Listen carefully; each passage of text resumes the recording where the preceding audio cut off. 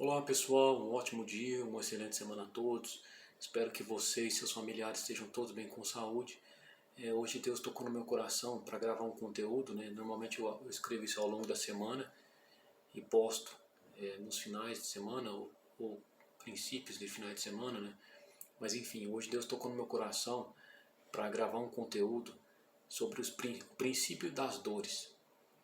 Eu assisti recentemente 4 conteúdos bastante impactantes, né, que mexeram comigo e, e essa mensagem de hoje vai ser direcionada justamente para isso. Foram 4 conteúdos, né? O primeiro conteúdo, o pai havia falecido, né? E os próprios filhos deixaram o pai dentro de casa e não comunicaram ninguém. O pai estava morto dentro da própria casa e, e os vizinhos perceberam, né, que ele havia desaparecido, o sumiço dele, e acionaram a polícia, né? E aí constataram o óbito, que ele estava sendo guardado dentro de casa, né? Mesmo estando morto, né? E os filhos tiveram essa atitude para quê? Por incrível que pareça, para manter o pai dentro de casa, para continuar recebendo os benefícios que o pai tinha direito. Olha só a que ponto chegamos, né? Mas a Bíblia mesmo já explica que isso aí, que o amor das pessoas se esfria. Não sai! Não sai! A senhora está presa pelo homicídio do seu pai. A senhora e seu Marcelo estão presos pelo homicídio do seu pai. Esteja aqui porque ela sai de Brasília!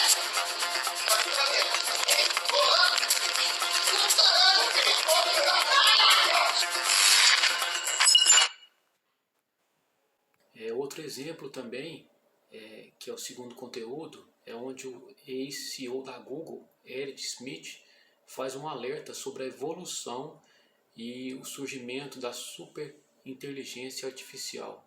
E o mais surpreendente é que ele prevê que em apenas 6 anos nós poderemos presenciar o nascimento de uma inteligência artificial superior à capacidade cognitiva de toda a humanidade somada. Já pensou no impacto que isso vai causar? Acredito que nenhum de nós estamos preparados e não temos noção do real significado e do impacto que essa chamada, abre aspas, evolução, né, irá causar. Até que ponto nós podemos chamar isso de evolução, né? That in the next 1 year, the vast majority of programmers will be replaced by AI programmers.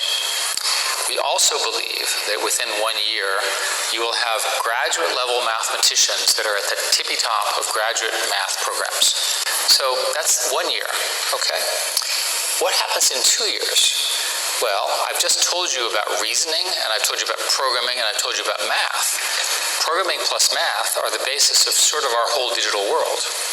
So the evidence and the claims from the research groups in OpenAI and Anthropic and so forth is that they're now somewhere around 10 or 20% of the code that they're developing in their research programs is being generated by the computer. That's called recursive self-improvement is the technical term.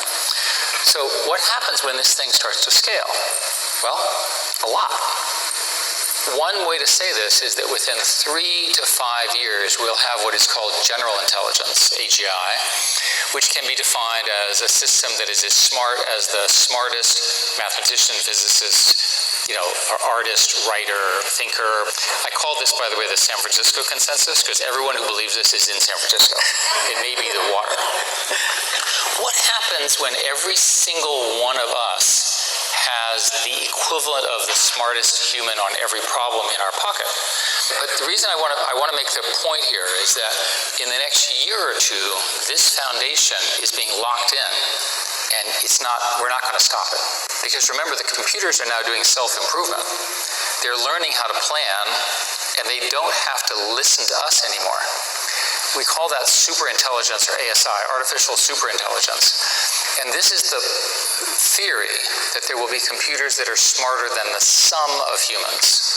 The San Francisco consensus is this occurs within 6 years, just based on scaling. This path is not understood in our society. There's no language for what happens with the arrival of this. That's why it's underhyped. People do not understand what happens when you have intelligence at this level, which is largely free. O terceiro conteúdo foi ainda mais impactante. Eu vou deixar bem claro aqui para que vocês prestem bastante atenção. Nesse terceiro conteúdo, uma influenciadora digital, ela faz uma pergunta ao chat GPT, né? Para quem não conhece e nunca ouviu falar, o chat GPT nada mais é que uma inteligência artificial atual, que geralmente você pode digitar palavras-chave para fazer buscas avançadas, né? E a pergunta feita foi: o que você faria se tivesse feito um pacto com o inferno sendo um cantor famoso? Prestem bem atenção, vou repetir de novo essa pergunta. O que você faria se tivesse feito um pacto com o inferno sendo você um cantor famoso? Olha a resposta que a inteligência artificial deu. Mais impactante ainda. Escutem isso e tirem suas próprias conclusões. Chat, o que você faria se você tivesse feito um pacto com o inferno, sendo você um cantor famoso?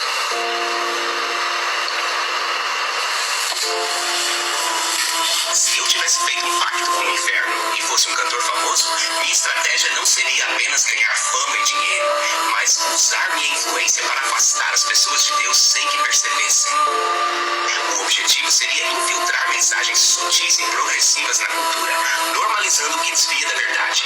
Aqui está como eu agiria.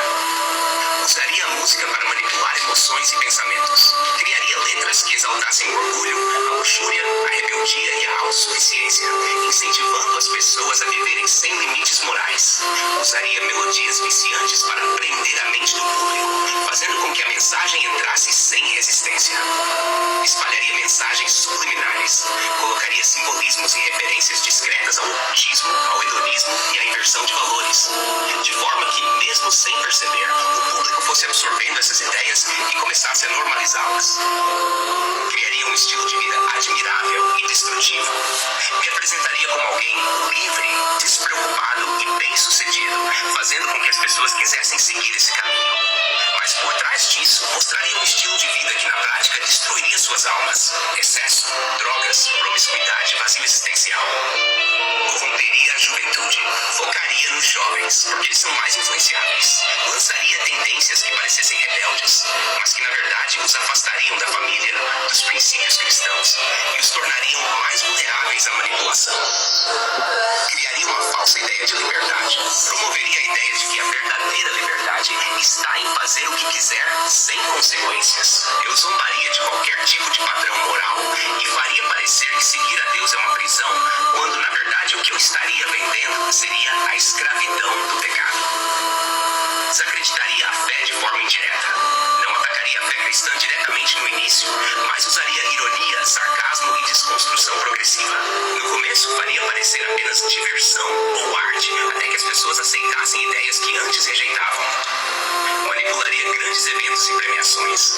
Faria rituais simbólicos em premiações, videoclipes e performances, normalizando práticas ocultas para que fossem vistas como expressão artística, quando na verdade serviriam como adoração indireta ao inferno. Criaria distrações para afastar o público de Deus. Se minha música estivesse sempre tocando, se minha imagem estivesse em todos os lugares, se minha influência fosse forte o suficiente, as pessoas passariam mais tempo me consumindo do que buscando a Deus. Eu me tornaria um ídolo moderno, sem que percebessem que estavam sendo afastadas do Criador. Viciaria as pessoas emocionalmente com a minha arte. Usaria padrões de som, batidas e letras que ativassem gatilhos emocionais e criassem uma dependência psicológica. Assim, mesmo que soubessem que minha música não as faz bem, continuariam ouvindo. Destruiria minha própria vida no final.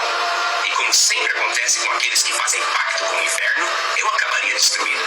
Porque Satanás não dá nada de graça e no final cobraria o preço. O sucesso, o dinheiro e o poder viriam com um vazio insaciável, levando à autodestruição, como já aconteceu com tantos artistas no passado. Agora, sabendo disso, dá para entender por que tantas músicas, artistas e tendências culturais parecem cada vez mais distantes dos valores cristãos. A influência do mal não vem de forma óbvia, mas de maneira estratégica e sedutora.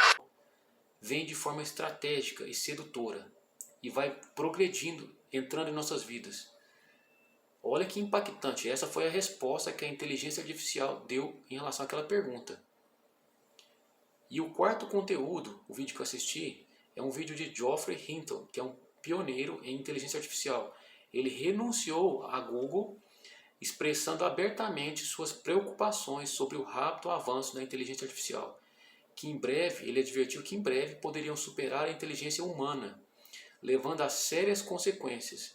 Ele inclusive enfatizou a necessidade e importância de medidas protetivas para preservar os valores humanos e prevenir riscos existenciais. Ele enfatizou que a humanidade não sabe o que realmente está fazendo e as suas possíveis consequências. Do you know what it's doing? No. I think we're moving into a period when, for the first time ever, we may have things more intelligent than us. You believe they can understand? Yes. You believe they are intelligent? Yes.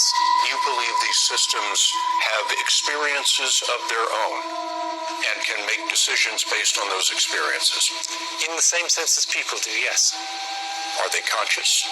I think they probably don't have much self-awareness at present.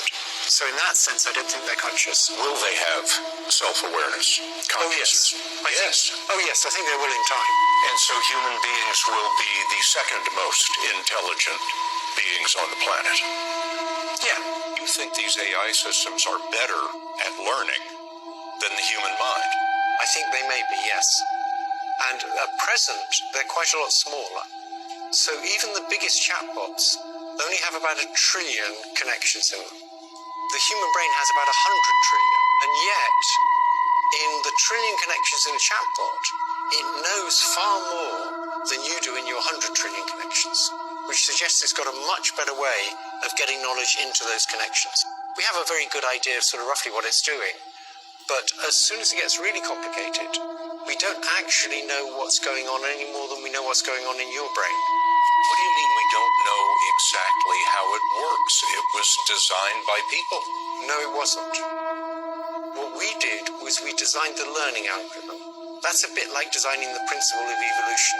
But when this learning algorithm then interacts with data, it produces complicated neural networks that are good at doing things, but we don't really understand exactly how they do those things. Em Jeremias 23, 29, nos adverte que vocês ainda não viram nada parecido com o que está por vir sobre a terra antes do arrebatamento da igreja. Tudo neste mundo será abalado, do ponto de vista político, religioso e econômico, e ainda nos alerta para que diga ao meu povo para afirmar a sua fé como nunca antes, porque se a fé deles não estiver bem firme, eles não resistirão.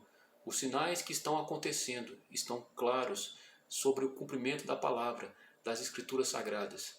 Para quem nunca ouviu falar sobre os princípios das dores, ou não sabe o real significado do termo princípio das dores, é caracterizado por grandes desastres naturais e catástrofes de grande proporção, tais como erupções vulcânicas, terremotos, tsunamis, tornados, inundações, entre outros. Essas são apenas alguns exemplos, mas não somente isso. Os valores sociais e morais entrarão em uma decadência assustadora e o amor se esfriará de quase todos. Em Mateus 24, 7, nos alerta que nação se levantarão contra nação, reino contra reino, haverá fomes, doenças, pestes, terremotos em vários lugares.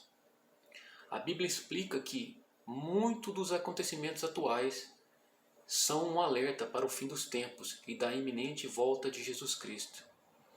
Em Mateus 24, em Marcos 13, em Lucas 21, Jesus nos alerta sobre vários sinais sobre o fim dos tempos.